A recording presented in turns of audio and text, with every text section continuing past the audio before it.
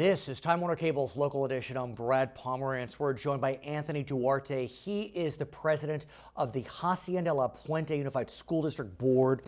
I want to speak with you about the recently released results from California's new standardized tests.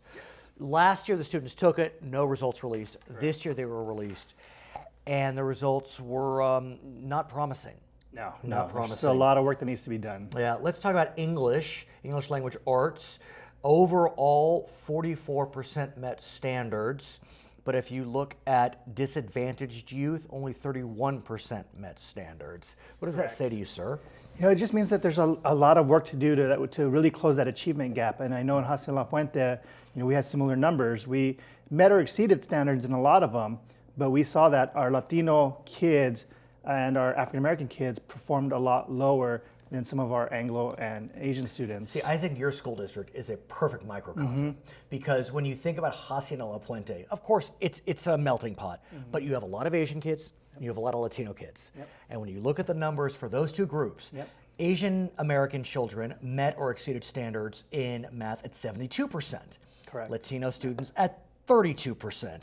On math, 69% for Asian Americans, 21% for Latino Americans. You're living it. Yeah, You're living the our gap. Our school district's a perfect example of the achievement gap and just shows all the work that we need to do to really close that gap. At the same time, is it fair that I'm getting down on you and other educators? Because look, this is really the first/second year that this test has been administered. It's really the first, maybe second year that Common Core has had a chance to take hold, and it's just a different type of test, and give it time.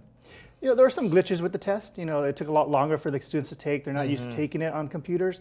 But I think we need to hold educators' feet to the fire because it's not because of this test that we knew about the achievement gap. This has been a long, ongoing thing. But you talk about computers, and again, let's look at your Asian American homes and your Latino homes.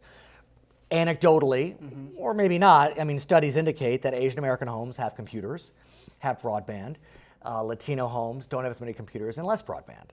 No, correct. Me growing up in La Puente, my first computer was when I went to college. Wow. I never had a computer in the household. Well, it was in the olden days. So all of us didn't have computers. But your point's well taken, though. It is. It's something to consider. Look, our industry is looking to help. A lot of industries, a lot of nonprofits are looking to help on that front. Can school districts help on that front as well? We can. We really need to put technology in our students' hands, and we really need to do it at an early age because that's sometimes their only touch with technology. What about teachers? Teachers. Because some of these teachers, if I were a teacher, I think the students would be teaching me technology. You know what I'm saying? Are the teachers being brought up to speed on technology? We are, and at least I can speak for Hacienda-La Puente. We've been putting a lot of dollars behind professional development for our teachers so they can really incorporate technology in their classroom. So I wanted to ask if you have some concerns about the following. In New York State, 20% of parents opted out of their version of the Common Core standardized test. In California, less than 1%. Are you concerned that all of a sudden this is going to start spooking people and we're going to start seeing opt-outs? I think it's too early to tell. We've been working really closely with the teachers, and I think that's why we've been successful in rolling it out and implementing it, because it's really a buy-in with all staff. And are you seeing that? California, we haven't seen that angst against Common Core like in some states. So are you seeing buy-in? Yeah, I think in our school district at least, we see the buy-in with the parents, we see the buy-in with the teachers, and with all our administration. What about the kids? Are they on board with this? It's a very different way of learning.